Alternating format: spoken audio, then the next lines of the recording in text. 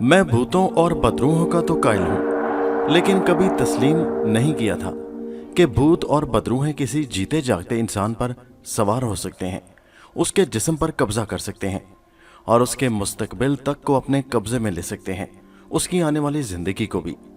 लेकिन जो वाकया मैं बयान करने लगा हूं, इसका मैं ऐनी शाहिद हूं, ऐनी गवाह हूं। अगर ये वाकया किसी की जुबानी सुना होता तो इसे कभी सच ना मानता, लेकिन जो कुछ सुनाने लगा हूं बिल्कुल सच है। माल्टा के जजीरों से तो आप बखूबी वाकिफ होंगे। साहिल समुद्र के किनारे मछलियां बरामद करने की एक यूरोपीय फर्म थी और मैं रोजगार की तलाश में वहां जा पहुंचा। मछलियों की तिजारत का माहिर होने की वजह से मुझे उस फर्म में अच्छी जॉब मिल गई, अच्छी नौकरी मिल गई और रहने के लिए अच्छा खासा मकान भी मिल गया। मेरे साथ एक दोस्त भी रहता था। मैं होटल के खानों से बहुत घबराता हूं। होटलों से बचने के लिए मैंने बावर्ची की तलाश शुरू कर दी तो एक जवान साल औरत मिल गई। दरअसल मर्द की जरूरत थी, लेकिन मैंने आर्जी तौर पर उसी औरत को अपने यहां नौकर रख लिया, बावर्ची के तौर पर। उसकी शक्लो सूरत और जवानी को देखकर मैंने उससे पहला सवाल किया कि क्या तुम शादीशुदा हो? तो उसके होंठों पर एक दुखी सी मुस्कुराहट आ गई। धीमी सी आह लेकर बोली, मैं शादीशुदा ही थी। वो चुप हो गई, जैसे मुझसे कुछ छुपाना चाहती हो तो बात करते दिल साथ न दे रहा हो। उसने नजरें झुका ली, लेकिन यकायक सर को झटक कर और मेरे चेहरे पर नजरें गाड़ कर बोली, मेरा एक बच्चा भी है, अब 6 साल का है। खामद मर गया है, समंदर में डूब गया था। 5 बरस गुजर गए हैं और अब मैं। इतना कहकर वो चुप हो गई और यकलख्त घूमकर कमरे से बाहर निकल गई।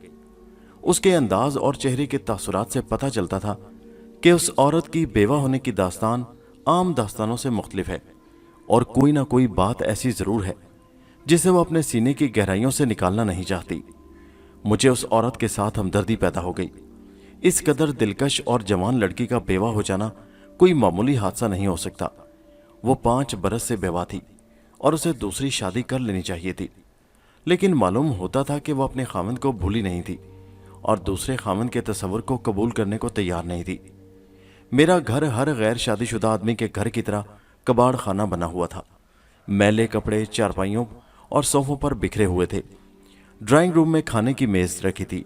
सोने के कमरे में कुर्सियां बिखरी पड़ी थीं और सफाई का मैंने कभी ख्याल नहीं किया था। लेकिन जिस सुबह ये औरत, जिसका नाम एशले था, आई तो मैं उससे 2-4 बातें करके दफ्तर चला गया। शाम को वापस आया तो यूं शक हुआ कि जैसे मैं किसी और ही घर में आकर घुसा हूं। हर चीज करीने से रखी हुई थी, हर कमरा साफ था। तस्वीरें जो बेतरतीबी से अंगीठी पर पड़ी रहती थीं, ड्राइंग रूम की दीवारों से आवेजा थीं और ये घर अब किसी कंवारे का घर नहीं लगता था। मैं जब हस्बे मामूलू गुसल खाने में गया और जब निकला तो एशले ने ज़ेरे लब कहा, चाय लगा दी है। मैंने एशले को तशक्कर आमेज निगाहों से देखा और मैं एतराफ़ करता हूँ कि उसे देखकर मैंने शिद्दत से महसूस किया कि मेरी उम्र को पहुंचकर मर्द को शादीशुदा होना चाहिए और बीवी एशले जैसी होनी चाहिए। एशले के होंठों पर मुस्कुराहट आ गई। मैंने सैकड़ों लड़कियों की मुस्कुराहटें देखी हैं, जज्बात से भरपूर मुस्कुराहटें भी देखी हैं, कारोबारी मुस्कुराहटें भी देखी हैं, लेकिन जो मुस्कुराहट एशले के दिलकश होंठों पर देखी, उसमें जाने क्या बात थी कि मैंने अपनी जज्बाती दुनिया में एक धचका सा महसूस किया और मुझ पर खुमार सा तारी होने लगा, जिसने दिन भर की थकान दूर कर दी। लेकिन मेरे दिल में कोई ऐसा वैसा ख्याल ना आया, क्योंकि मुझे खूब एहसास था कि वो एक बेवा है और अपने यतीम बच्चे को पालने के लिए गैर शादीशुदा मर्दों की नौकरी करने तक पर तैयार हो गई है। इतनी बात जरूर है कि मैंने उसे अपनी नौकरानी समझना छोड़ दिया था। मैंने दिल में उसे अपने घर के फर्द की हैसियत दे डाली थी। शाम के खाने के वक्त हम दोनों दोस्त खाने के लिए बैठे तो मुझे पहली बार खाने में एक औरत के सलीके, खलूस और प्यार की खुशबू महसूस हुई। मैं इस कदर मुतासिर हुआ कि मैंने एशले से कहा कि वो हमारे साथ खाना खाए। वो झिझकने लगी, लेकिन मेरे इसरार पर वो एक और प्लेट ले आई और हमारे साथ बैठ गई। मैंने उसके साथ जाने क्या बात शुरू की कि वो यकलख्त उठ बैठी, बोली, मुझे माफ़ करिए, मैं अभी खाना नहीं खा सकूंगी, और वो कमरे से निकल गई। जाहिर है कि खाने की तमाम लज्जत ख़त्म हो गई। दूसरे दिन मेरे दफ्तर में एक बूढ़ा आदमी आया और आते ही बोला, एशले आपके यहाँ मुलाजिम हुई है? मैंने हाँ कही तो उसने कहा, वो ज़्यादा दिनों तक आपके यहाँ मुलाजमत नहीं कर सकेगी। मैंने चौंक कर पूछा, क्यों भाई? मैं तो उसे किसी कीमत पर नहीं छोड़ूंगा, वो तो बहुत अच्छी लड़की है, अच्छी मुलाजमा है, मैं उसे तनख्वाह ज़्यादा दे दूंगा। बूढ़े ने कहा नहीं, और उसके ज़ईफ सीने से एक आह निकल गई। सांसों को संभालते हुए बोला, उसका ठिकाना एक ही है, लेकिन वो वहां ठहर नहीं सकती। वो ठिकाना उसके वालिदैन का घर है। उसका बच्चा वहीं रहता है, लेकिन बच्चा भी वहां खुश नहीं रहता। मैंने पूछा, आप एशले की दूसरी शादी क्यों नहीं करवा देते? बूढ़े ने कहा, क्योंकि वो आसेब ज़दा है।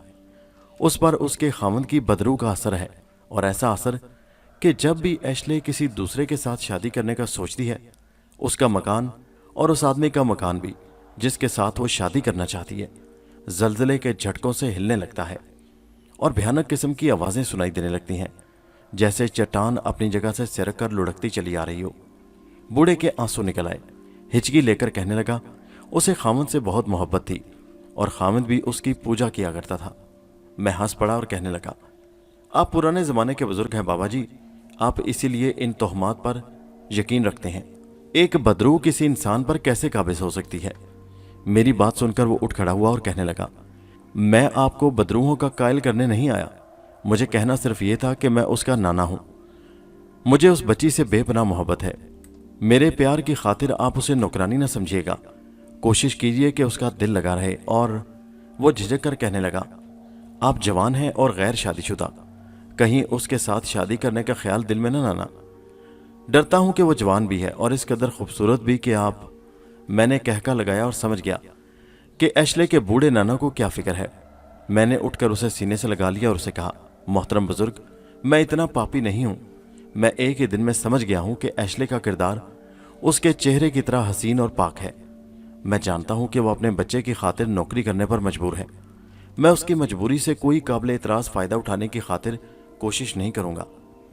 वो 3-4 घरों में नौकरी कर चुकी है, बूढ़े ने बताया, लेकिन वो लोग आपसे बहुत मुख्तलिफ थे। फिर थोड़ी देर बाद बूढ़ा इधर उधर की बातें करने के बाद चला गया। 1 महीना गुजर गया।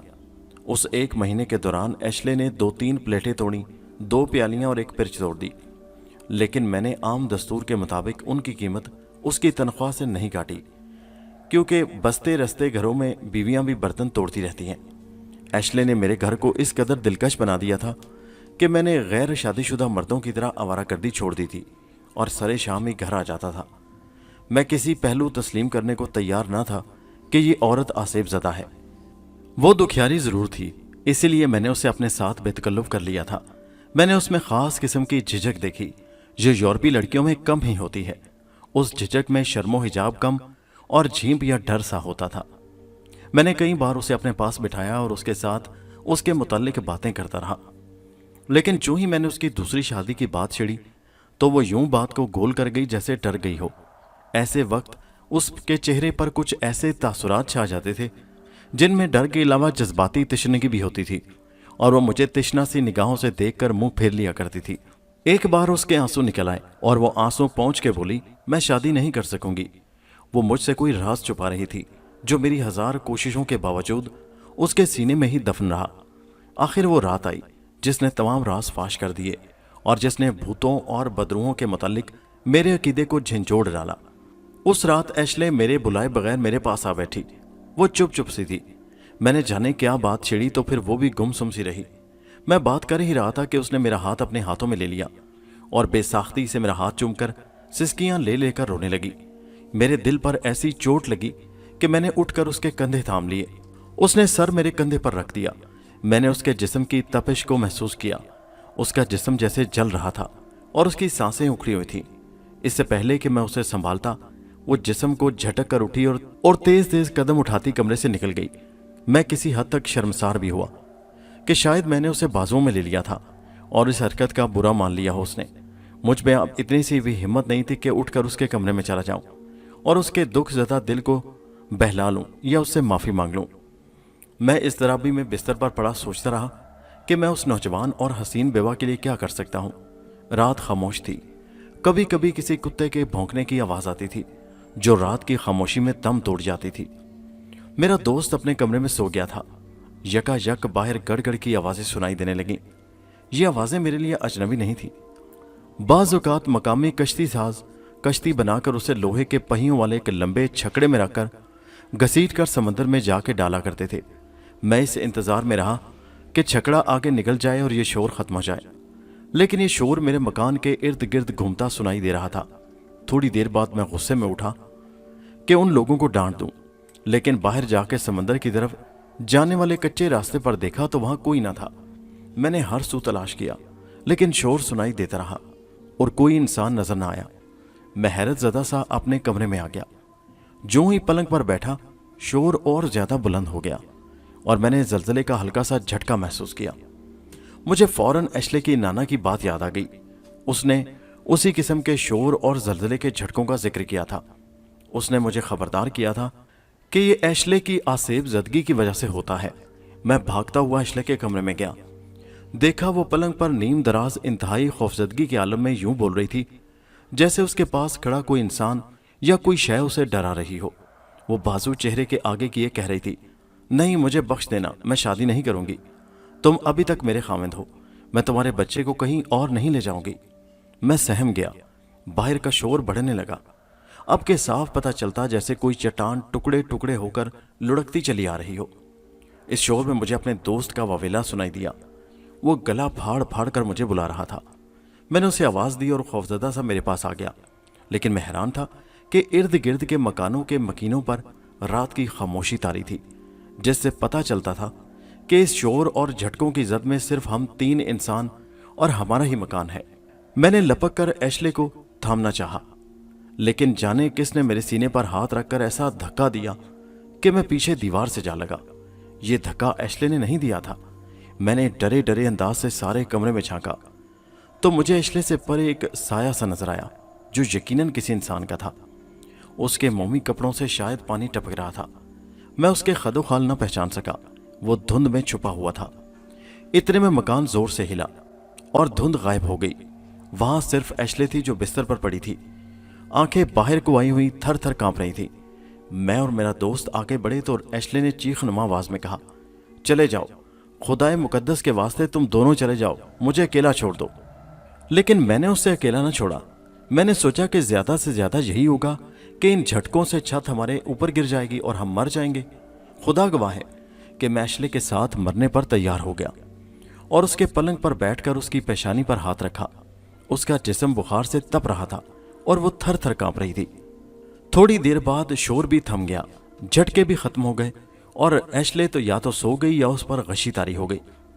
मैंने अपने दोस्त को उसके कमरे में भेज दिया और खुद बिस्तर लाकर एशले के कमरे के फर्श पर बिछाया और लेट गया। सुबह हुई तो एशले हस्बे मामूल उठी। उसका रंग जर्द था। मैंने उससे कहा कि वो ना उठे और नाश्ता हम खुद बना लेंगे, लेकिन वो कुछ कहे बगैर बावर्ची खाने में चली गई। उसकी चाल ढाल में नुमाया फर्क था, जैसे बहुत अरसे का मरीज पहली बार बिस्तर से उठा हो। मैं बावर्ची खाने में उसके पीछे गया। उसे बहुत रोका कि वो आराम करे, लेकिन उसने एक न मानी और चुपचाप काम में लगी रही। मैं अपने दोस्त के साथ दफ्तर चला गया। शाम को वापस आए तो एशले को अपने रोजमर्रा के कामों में मसरूफ पाया। हम तीनों पर खामोशी तारी थी। हम एशले से कुछ पूछने से घबरा रहे थे कि रात की वारदात की कुछ वजाहत करे। मैं अपने दोस्त के साथ बात करने से भी झिझक रहा था। रात हम अपने अपने कमरों में जा तुप गए और ऐन कल रात के वक्त फिर वही शोर उठा। उसी तरह चट्टानें लुढ़कने लगीं और मकान जलजले के झटकों से हिलने लगा। मैं उठ भागा और एशले के कमरे में पहुंचा। उस रात फिर उसे उसी कैफियत में पाया। वो उसी अंदाज से खौफजदा कह रही थी, मुझे बख्श देना, मैं शादी नहीं करूंगी।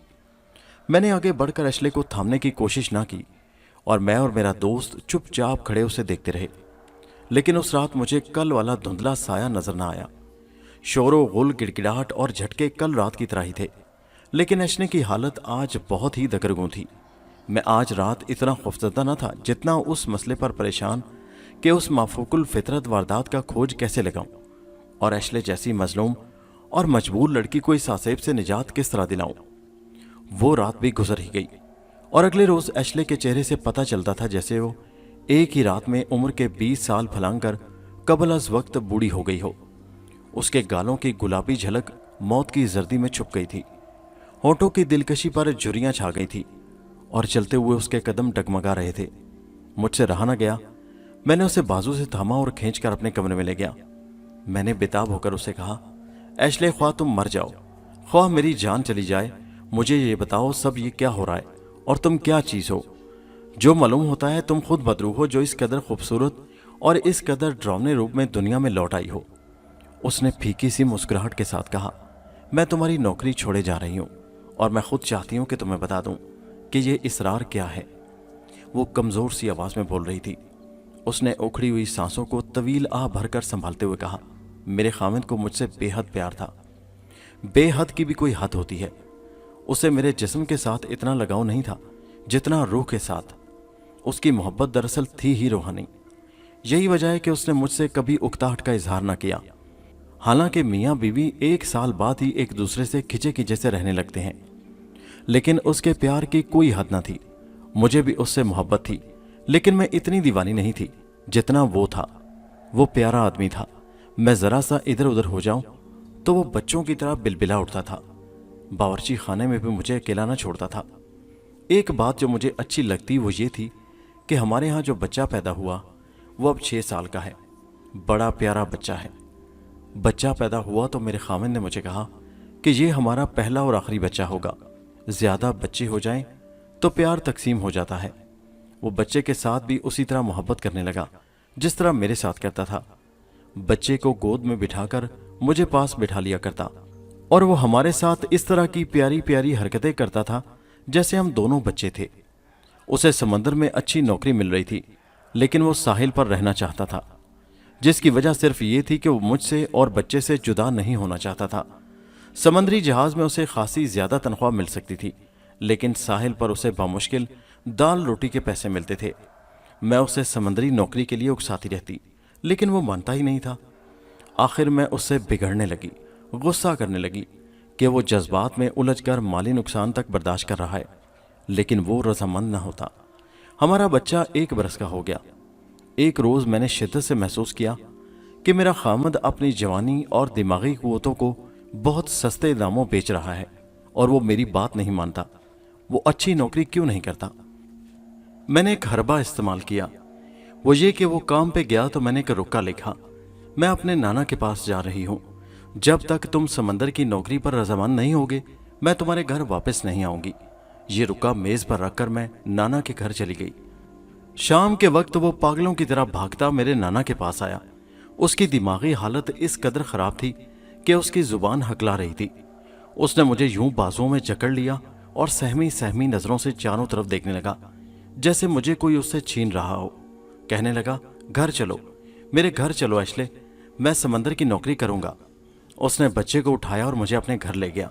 دوسرے ہی دن اس نے سمندری جہاز کی نوکری کر لی اور 2 ہی دن بعد اسے پرانے سے ایک جہاز میں سمندر کے پہلے سفر پر جانا پڑا۔ آخری رات وہ اکھڑی اکھڑی باتیں کرتا رہا۔ میں نے اسے تسلی دی کہ محبت میں جدائی بہت ضروری ہوتی ہے، ورنہ دل محبت سے اکتا جاتا ہے، لیکن اس کی ذہنی حالت اچھی نہیں تھی۔ رات آدھی سے زیادہ گزر گئی۔ اچانک میری آنکھ کھلی تو میں نے دیکھا کہ وہ بستر میں نہیں تھا، کمرے کی بتی جل رہی تھی۔ میں نے کروٹ بدلی تو وہ پلنگ کے دوسری طرف کھڑا مجھ پر جھکا ہوا تھا۔ اس کی آنکھوں میں انوکھی سی چمک تھی اور چہرے کے تاثرات ایسے جو میں نے پہلے کبھی نہیں دیکھے تھے۔ اس نے کہا، ایشلے، میں صبح سمندری سفر پر جا رہا ہوں، میں جانتا ہوں کہ میں لوٹ کر نہیں آؤں گا۔ یاد رکھو ایشلے، اگر تم نے دوسری شادی کی تو میری روح تمہیں چین سے نہیں جینے دے گی۔ میرے بچے کو میرے ماں باپ کے گھر رکھنا۔ میں نے اٹھ کر اسے تھام لیا اور اسے سمجھانے کی کوشش کی کہ وہ بلا وجہ سمندری سفر سے ڈر رہا ہے، لیکن وہ بولا، میں نے تمہاری روح سے محبت کی ہے، یہ جسموں کا سودا نہیں ہے۔ تمہاری روح پر میری روح قابض ہے، تم کسی اور کی نہ بن سکو گی۔ اس کا بولنے کا انداز ایسا تھا کہ میں ڈر گئی۔ میں نے دل پر عجیب سی گرفت محسوس کی۔ پھر اس کے سفر کا وقت آیا۔ میں ساحل پر کھڑی تھی جب جہاز بندرگاہ سے نکلا۔ اپنے خامند کے آنسو مجھے آج بھی نظر آ رہے ہیں۔ جہاز دور ہی دور ہٹتا چلا گیا، پھر جہاز نظروں سے غائب ہو گیا ہمیشہ کے لیے۔ اور دوسری رات کا واقعہ ہے کہ آدھی رات کے وقت میں گھبرا کر جاگ اٹھی۔ ہر طرف یوں شور سنائی دیا جیسے چٹانیں لڑکتی آ رہی ہوں۔ مکان ہلنے لگا اور میں نے اپنے بچے کو سینے سے لگا لیا۔ یہ شور ذرا سی دیر بعد تھم گیا، لیکن میں رات بھر لرزتی کانپتی رہی۔ 8ویں روز اطلاع ملی کہ میرے خاوند کا جہاز طوفان کی نظر ہو گیا تھا اور ایک آدمی بھی زندہ نہیں بچا تھا۔ وقت گزرنے لگا۔ میں نے 1 سال خاوند کی موت پر روتے دھوتے گزار دیا، لیکن بچے کی خاطر میں نے آنسو پی لیے۔ پھر 2 سال گزر گئے تو میں نے سوچا کہ آخر میں بھی انسان ہوں، सिवाय नाना के अपना कौन था। अपने ससुराल रही, लेकिन उन लोगों का सलूक इस कदर बुरा था कि वहां ज्यादा न रह सकी। मैं तन्हाइयों से घबराने लगी। उसके अलावा जरिए माश की फिक्र लाहक हुई कि जिंदगी ऐसे कैसे गुजरेगी। फिर मैंने एक जगह नौकरी कर ली। चंद दिनों बाद मेरे मालिक की नीयत खराब होने लगी। वो एक उधेड़ उम्र आदमी है और उसकी बीवी मर चुकी है। उसने मेरी मजबूरी से फायदा उठाना चाहा, लेकिन मैंने उससे कहा कि मेरे साथ शादी कर लो। वो अच्छा आदमी नहीं था, फिर भी उसने शादी का वादा कर लिया। लेकिन उसी रात उसके घर में वही कुछ हुआ जो यहां भी हो चुका है और तुमने अपनी आंखों से देखा है। रात के वक्त मैंने अपने खामिद को उसी तरह अपने ऊपर झुके देखा जिस तरह वो सफर पर जाते वक्त आखिरी रात मुझ पर झुका हुआ था।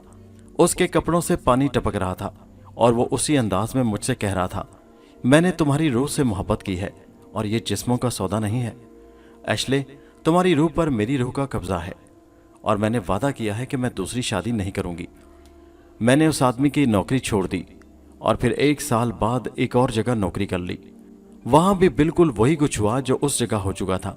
उस आदमी ने मुझसे शादी करने को कहा और मैंने जज्बात में उलझकर हाँ कर दी थी। फिर मैं तुम्हारे यहाँ गई। मैंने इरादा कर रखा था कि शादी का सोचूंगी भी नहीं, लेकिन मैंने तुम में ऐसा खलूस और प्यार देखा कि मेरे जज्बात मेरे काबू से निकल गए। बेशक मैंने 2 आदमियों के साथ यके बाद दिगरे शादी करने के लिए हामी भरी थी, लेकिन वो मेरी मजबूरी थी। तुम पहले आदमी हो जो मुझे अपने मरे हुए खामन की तरह प्यारे लगे। तुम्हारे पास बैठकर मुझे वही सुकून मिलता है जो मुझे अपने खामन ने दिया था। मैंने बहुत कोशिश की कि तुमसे अजनबी रहूं, दूर रहूं, लेकिन दिल ने दूर रहने न दिया, अजनबियत खत्म कर दी। जिस रात मैंने बेताब होकर तुम्हारा हाथ थाम लिया था, उसी रात दरअसल मैं बेबस होकर तुम्हें कहने आई थी कि मेरे साथ शादी करके मुझे दुनिया के किसी ऐसे गोशे में ले चलो जहां पर मेरे खामिद की रूह ना पहुंच सके। लेकिन ये बात मेरे दिल में आई तो मैं सर से पांव तक लरस गई। उस वक्त जी में आई कि तुम्हारे कमरे से भाग जाऊं, लेकिन तुम्हारी मोहब्बत में इतनी कशिश थी कि मैं वहां से हिल न सकी। मैं तुम्हारी रूह और खामद की बदरूह के दरमियान तड़पने लगी। फिर जो कुछ हुआ वो तुम सारी उम्र ना भूल सकोगे। उस रात भी और दूसरी रात भी अपने खामिद को मैंने अपने ऊपर झुके देखा। वो मुझे वही बातें कह रहा था जो पहले भी कह चुका था। एशले की आंखों से आंसू जारी थे। फिर वो चुप हो गई। फिर एहतजाज से भरपूर लहजे में कहने लगी, क्या मुझे हक हासिल नहीं कि किसी और को अपना दोस्त बना लूं, किसी और का अपना रफीक बना लूं? क्या मैं तमाम उम्र तन्हा गुजार दूंगी? फिर वो उठी और बाहर को चल दी। दरवाजे में रुक कर पीछे मुड़ी और बोली, मुझे तुमसे मोहब्बत है। लेकिन उसके हिचके निकल गई और वो चली गई। 3 महीने गुजर गए और वो मर गई। वो अपने नाना के पास रहती थी। उसने मेरी नौकरी भी छोड़ दी थी। मैं उससे मिलता रहा। वो तेजी से कमजोर होती जा रही थी। एक रोज मैं उसके यहाँ गया तो उसका नाना बरामदे में खड़ा था और उसके पास मुझे 6 साल का एक लड़का खड़ा आंसू बहाता हुआ दिखाई दिया। पता चला कि एशले मर गई है। मैं उन दोनों आदमियों से मिल चुका हूं जिन्होंने एशले के साथ शादी करना चाही थी। उन्होंने तमाम वाकयात की तस्दीक की है और ये तस्दीक भी हो गई है कि एशले का खामन वाकई समंदरी जहाज में तूफान में डूबकर मर गया था।